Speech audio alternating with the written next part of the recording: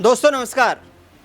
केंद्र सरकार संसद के विशेष सत्र के दौरान जो महिला आरक्षण बिल लेकर आई, लेकिन उस बिल का संसद में गिर जाना अब राजनीतिक बयानबाजी का मैदान बन चुका है। दरअसल इस मैदान में हर कोई अपनी किस्मत आजमाना चाहता है और इस मैदान में हर कोई अपनी ताकत दिखाने का प्रयास भी कर रहा है। विपक्ष की ओर से लगातार निशाना यह साधा गया कि जब तक जातीय जनगणना नहीं हो सकती तब तक आखिरकार महिलाओं को किस तरीके से आरक्षण देने का काम सरकार करेगी। दूसरी तरफ सत्ताधारी पार्टियों की तरफ से कहा गया कि विपक्ष महिला आरक्षण का विरोधी है और महिलाओं को एक समान अधिकार दिलाने में विपक्ष टांग अड़ा रहा है। लेकिन इस बीच भारतीय जनता पार्टी के नेताओं ने उत्तर प्रदेश में विशेष तौर पर विपक्ष के खिलाफ प्रदर्शन किया, लेकिन इस प्रदर्शन में बीजेपी के नेता उतनी चर्चाओं में नहीं आए जितने कि अपर्णा यादव की चर्चाएं हो रही है। भारतीय जनता पार्टी का लखनऊ में एक कार्यक्रम था। उस कार्यक्रम में विपक्ष का विरोध प्रदर्शन करते हुए बीजेपी समर्थक कार्यकर्ता जो थे वो सड़कों पर निकले और इस दौरान कांग्रेस और समाजवादी पार्टी का विरोध किया गया। भारतीय जनता पार्टी के नेताओं ने विरोध करते हुए कांग्रेस पार्टी और समाजवादी पार्टी के खिलाफ नारे लगाए, तो वहीं समाजवादी पार्टी का झंडा तक जला दिया गया। इस झंडा जलाने के प्रकरण में कहीं ना कहीं अपर्णा यादव को भी राजनीतिक लपेटे में ले लिया। अब अपर्णा यादव ने सीधे तौर पर कहा है कि हम राजनीतिक तौर पर एक दूसरे से अलग जरूर हैं, लेकिन पारिवारिक तौर पर एक दूसरे के साथ खड़े हैं।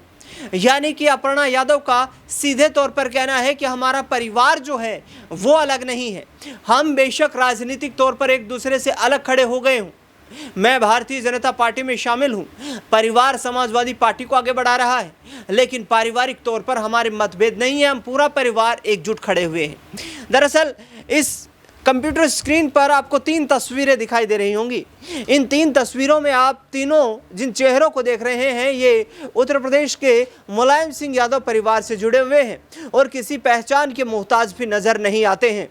अखिलेश यादव उत्तर प्रदेश के पूर्व मुख्यमंत्री और समाजवादी पार्टी के सुप्रीमो इस तस्वीर में दिखाई दे रहे हैं। पीछे आपको अपर्णा यादव दिखाई दे रही हैं और बगल में आपको शिवपाल यादव दिखाई दे रहे हैं। शिवपाल यादव समाजवादी पार्टी की मजबूत रीढ़ की हड्डी उस वक्त के बाद से माने जाने लगे हैं जब से नेताजी मुलायम सिंह यादव का निधन हो गया है। और नेताजी के निधन के बाद 2024 में विशेष तौर पर शिवपाल यादव की समाजवादी पार्टी के लिए सक्रियता देखी गई और रैलियों में ये कहते हुए नजर आए कि अब नेताजी हमारे बीच में नहीं है, इसीलिए आम जनता को अब अखिलेश यादव में ही नेताजी को देखना होगा।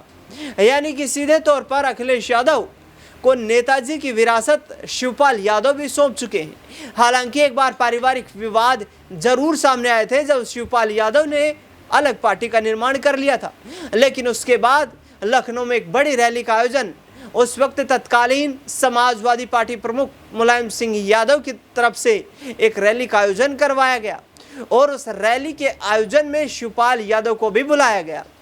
ऐसे में समाजवादी पार्टी की उस रैली में पहुंचे शिवपाल यादव की उसी वक्त ये पुष्टि हो गई थी कि शिवपाल यादव समाजवादी पार्टी के साथ खड़े हैं और चंद दिनों के बाद ही उन्होंने अपनी पार्टी यानी कि प्रगतिशील समाजवादी पार्टी का विलय समाजवादी पार्टी में कर दिया था।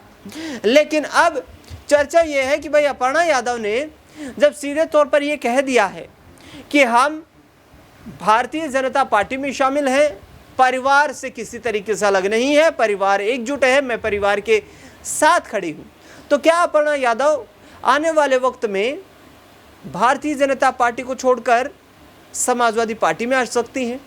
शिवपाल यादव के साथ अपर्णा यादव के परिवार के रिश्ते जो हैं वो काफ़ी मधुर माने जाते हैं। हालांकि अखिलेश यादव या डिंपल यादव के साथ उतना इंटरेक्शन नज़र नहीं आता जितना कि शिवपाल यादव फैमिली के साथ अपर्णा यादव का नज़र आता है।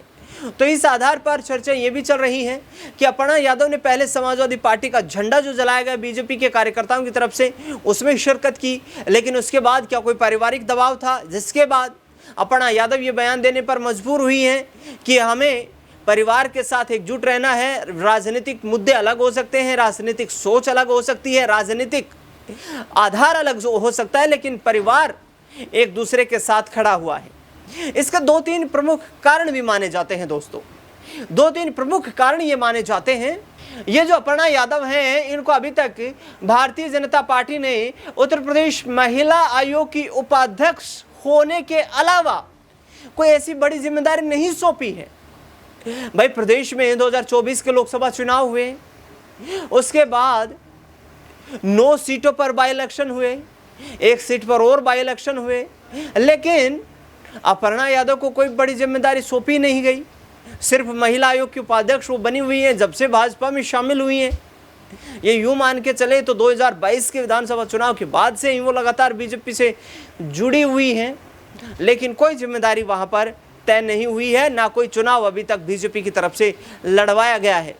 राजनीतिक जानकारों की माने तो अपर्णा यादव को चुनाव लड़वाया जा सकता था, बाई इलेक्शन चुनाव लड़वाया जा सकता था लोकसभा का बीजेपी के बैनर से, क्योंकि बीजेपी में आधिकारिक तौर पर शामिल हो गई थी।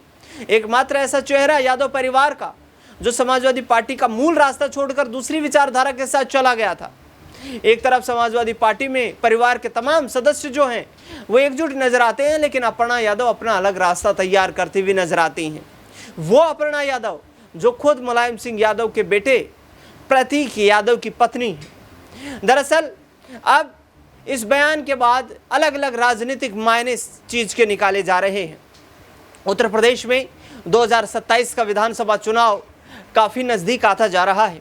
राजनीतिक बयानबाजियां भी उसी तरीके से तैयार की जा रही हैं।